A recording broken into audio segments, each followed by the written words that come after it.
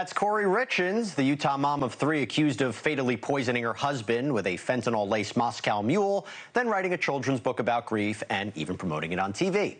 And just when you thought things couldn't get worse or even more bizarre and shocking, well, this might not have been the first time she allegedly drugged her husband, Eric. No, she also apparently tried killing him a few weeks earlier on Valentine's Day. Richins is now facing 10 new charges, including attempted murder.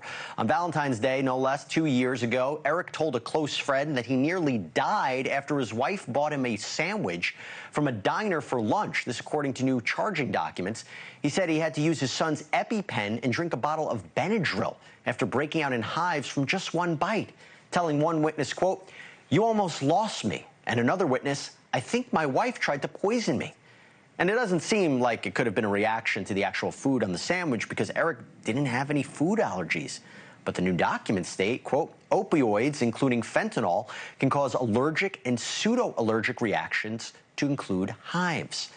Prosecutors revealed Richins allegedly bought illicit fentanyl days before Valentine's Day, as well as days before Eric's death, which was less than a month later. And on the night of his death, Richins and her supposed lover, yes, prosecutors claim she was having an affair, allegedly texted each other, "Love you." New charges also include insurance fraud, mortgage fraud, and forgery, which were all things that were brought up during a hearing last year.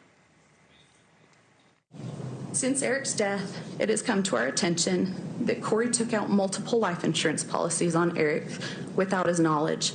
It appears that she forged his signature on various documents, assigned herself as Eric's durable power of attorney, inappropriately diverted money from his business to herself, and assigned herself as beneficiary of Eric's portion of our mother's retirement account.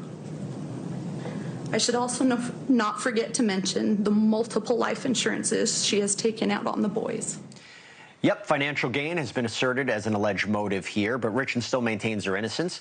The new charges come as Corey Richins' mom has been making headlines for her potential involvement with a recently unsealed search warrant saying, quote, it was discovered that in 2006, Richins' mother, Lisa Darden, was living with an adult female with whom she was having a romantic relationship. In April of that year, her romantic partner died unexpectedly, and get this, she apparently had been named as the beneficiary of her former partner's estate not long before the death. I mean, does that sound eerily familiar?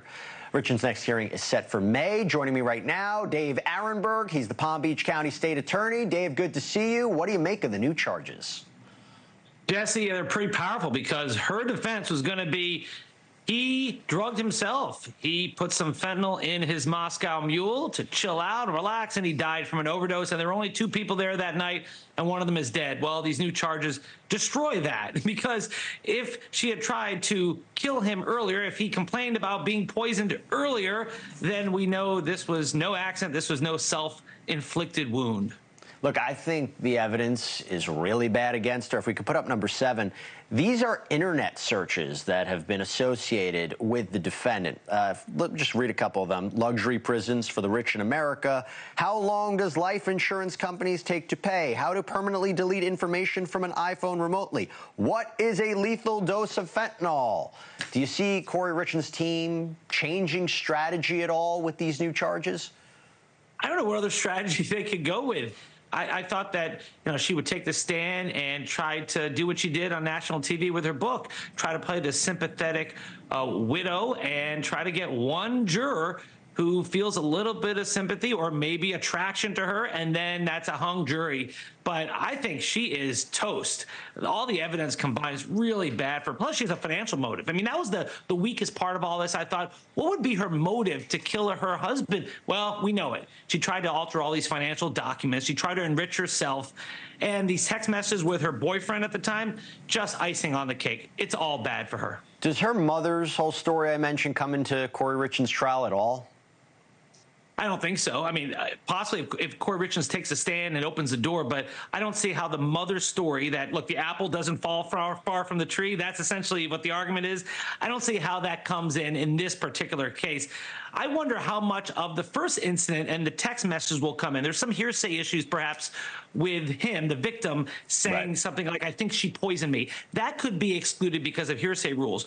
But a lot of the other evidence, I think, is coming in. This is the ups and downs of this case. Unbelievable. Dave Aronberg, so good seeing you, my friend. Thanks for coming on. Thank you for watching. Go to newsnationnow.com to find NewsNation on your cable provider. And don't forget to click the red subscribe button below to get more of NewsNation's fact-driven, unbiased coverage.